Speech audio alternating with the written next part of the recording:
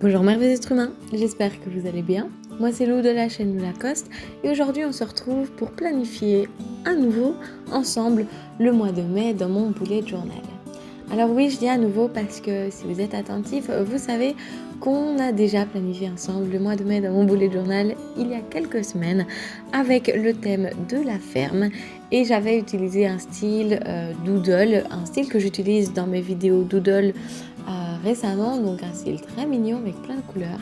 Mais pour tout vous avouer, quand j'ai commencé à planifier mon mois dans ce bullet journal, j'ai remarqué qu'il ne me convenait pas, que je n'arrivais pas à passer outre les couleurs et les dessins et que du coup je n'arrivais pas à me concentrer sur mon organisation du mois, ce qui n'est pas du tout le but d'un bullet journal.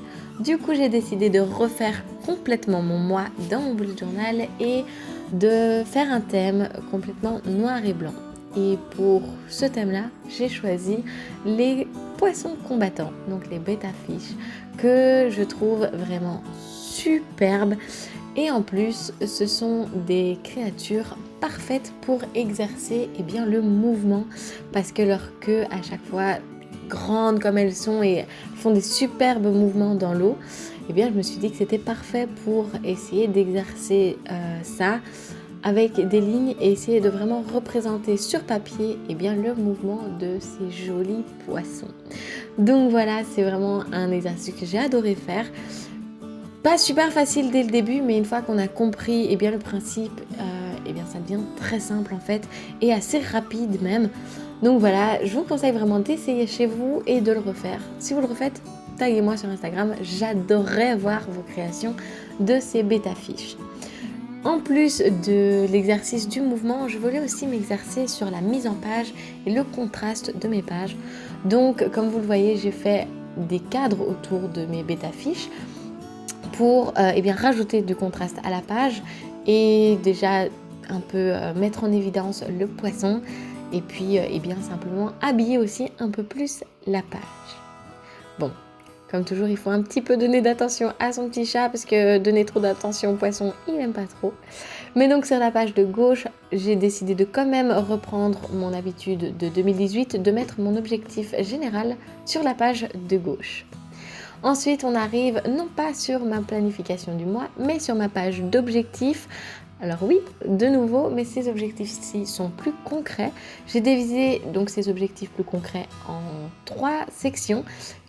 Et ceux-là, je vais les diviser, donc ces 3 sections, je vais les diviser en 3 plus petits objectifs plus concrets et plus faciles à réaliser. Sur la page de gauche, je viens donc dessiner, surprise, des bêta-fiches. Alors, ceux-ci, je les ai dessinés à 2. J'en ai mis un derrière l'autre et ils vont tous les deux dans des directions opposées et je trouvais que ça donnait plutôt une composition intéressante. Donc voilà, j'ai dessiné ces deux-là tout en bas à droite de la page. Alors oui, peut-être que ça vous paraît bizarre, mais c'est fait exprès. Je vous laisse de nouveau dans l'objectif de la mise en page et d'exercer ma mise en page. Je voulais un peu ce blanc tout autour et de décentrer complètement le dessin. Mais peut-être en y réfléchissant que je vais utiliser ce blanc en fait pour faire ma master to-do list du mois. Je verrai si je la fais pas après parce qu'au final, j'aime bien le fait qu'il soit décentré et qu'il n'y ait rien autour de ces 2 poissons-là. Je vous fais une petite annonce vite fait pendant que je finis de dessiner ces 2 poissons-là. J'ai fait un nouveau compte Instagram. En gros, sur Instagram, j'ai séparé mes 2 hobbies principaux qui sont le doodle et le bullet journal. Donc, si vous aimez les doodles que je fais, je vous conseille d'aller me suivre sur lou.doodles sur Instagram où maintenant je vais poster tous mes petits doodles. Et sur lou.lacoste, je vais continuer à poster uniquement mon bullet journal comme cette page-ci. On arrive enfin à la page de l'organisation du mois. Je vais revenir juste après sur sa mise en page, mais pour le moment, dessinons un bêta-fiche. Si ça vous intéresse d'ailleurs, sur Patreon, je vais poster une vidéo durant la semaine où je vais essayer d'expliquer comment j'ai dessiné et comment vous pouvez apprendre à dessiner ces bêta-fiches et surtout de pouvoir recréer n'importe quelle bêta-fiche à votre sauce. Donc si ça vous intéresse, n'hésitez pas à me soutenir sur Patreon. Évidemment, le lien est dans la description. Et je voudrais d'ailleurs remercier mes déjà Patreon pour me soutenir et me permettre bien d'essayer de faire YouTube et Instagram à plein temps. Merci beaucoup pour votre soutien. Il représente énormément pour moi.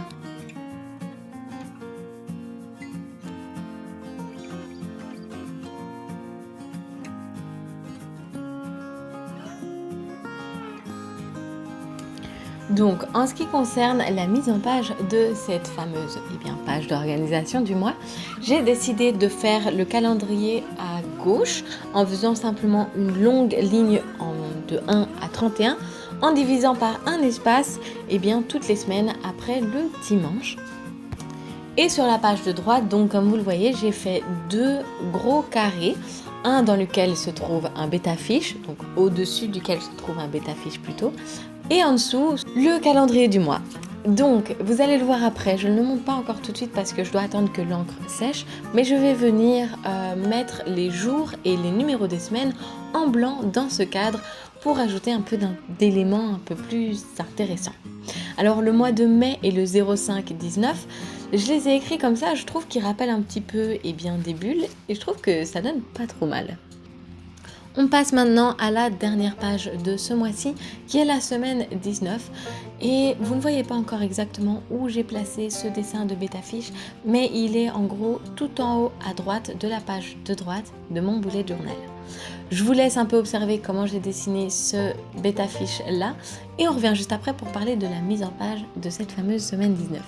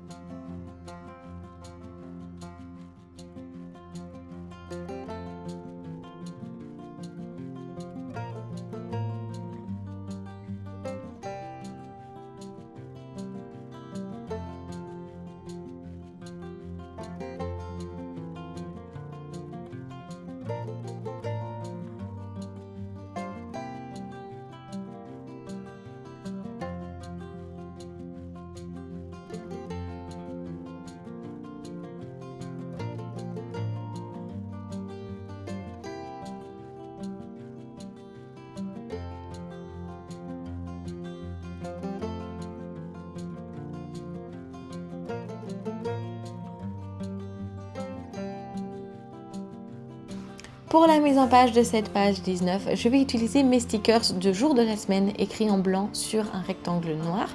Si ces stickers vous intéressent, ils sont en vente sur ma boutique sur lulacoste.com. Évidemment, le lien est dans la description. Et d'ailleurs, vous pourrez trouver aussi beaucoup d'autres stickers, dont les poissons que vous avez vus dans ce plan cuisinier. Donc, j'ai mis les jours de la semaine et j'ai rassemblé ensemble samedi et dimanche. En bas à droite, juste en dessous du dessin, je viens mettre simplement le calendrier du mois de mai et j'ai séparé la semaine 19 de ce calendrier-là que j'ai d'ailleurs mis dans une grosse bande noire et je vais venir mettre les dates de cette semaine-là en blanc dans cette bande noire. Donc, pour préciser, la mise en page de cette weekly est simplement, j'ai divisé les pages en 4. Et j'ai utilisé chaque case pour un jour et pour le week-end. Et puis les deux cases de droite, je les ai utilisées pour le poisson et le calendrier. Ensuite, chaque jour, je viens mettre 6 carrés en dessous. Je vais essayer cette semaine de me limiter à 6 tâches. Bon, évidemment, si j'ai le temps d'en faire plus, j'en ferai plus. Mais d'essayer aussi de faire au moins 6 tâches par jour. Et bon, déjà parce que c'est esthétique, mais surtout parce que ça peut m'aider à gérer un peu mieux mon temps et à ne pas me surcharger en tâches parce que j'ai la fâcheuse tendance de le faire. Je viens maintenant mettre en blanc tout ce que j'avais dit que j'allais mettre en blanc. Et puis, on a fini pour ce Plan With Me du mois de mai. Moi, j'ai vraiment adoré le faire et je crois bien pouvoir dire que c'est mon mois préféré. Je vous demande de mettre dans les commentaires quel est votre poisson préféré. Dites-le moi dans les commentaires, je suis curieuse de le savoir. Et évidemment, si vous décidez de recréer ce thème-là dans votre bullet journal pour mai ou un autre mois, n'hésitez surtout pas à me taguer sur Instagram, lou.lacoste. Je serai ravie de voir vos créations. Donc voilà, merci beaucoup pour avoir regardé cette vidéo. Moi, je vous fais plein de bisous. Et puis surtout, prenez soin de vous. Ciao, ciao!